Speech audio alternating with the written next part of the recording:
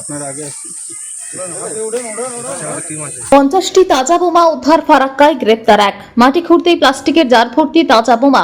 রবিবার সন্ধ্যায় মুর্শিদাবাদের ফারাক্কা ব্লকের রামরামপুর এলাকায় অভিযান চালিয়ে প্রায় 50টি তাজা বোমা উদ্ধার করল পুলিশ। ঘটনার সঙ্গে জড়িত থাকার অভিযোগে আনিকুল শেখ নামে এক স্থানীয় বাসিন্দাকে গ্রেপ্তার করা হচ্ছে। পুলিশ সূত্রে জানা গিয়েছে, গোপন সূত্রে খবর পেয়ে রবিবার সন্ধ্যা নাগাদ রামরামপুর এলাকায় তল্লাশি অভিযান চালায় ফারাক্কা থানার বিশেষ টিম। সন্দেহভাজন হিসেবে প্রথমে আনিকুলকে আটক করে জিজ্ঞাসাবাদ করা হয়।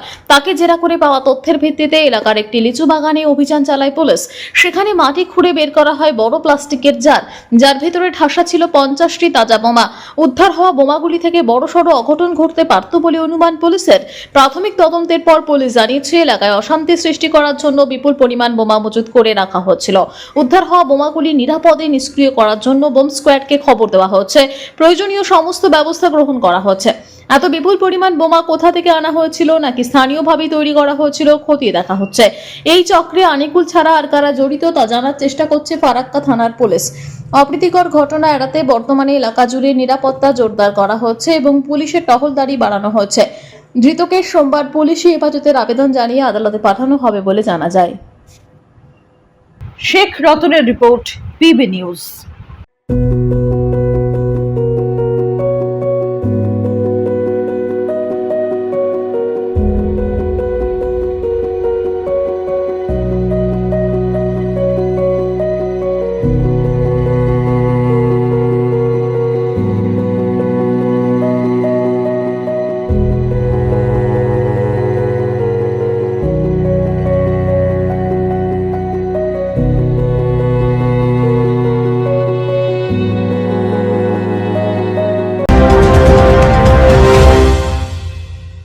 ডিগ্রি করার পরেও চাকরি নেই, অথবা স্কুল কলেজের পাশাপাশি একটা কোর্স করে ব্রাইট ক্যারিয়ার বানাতে চান?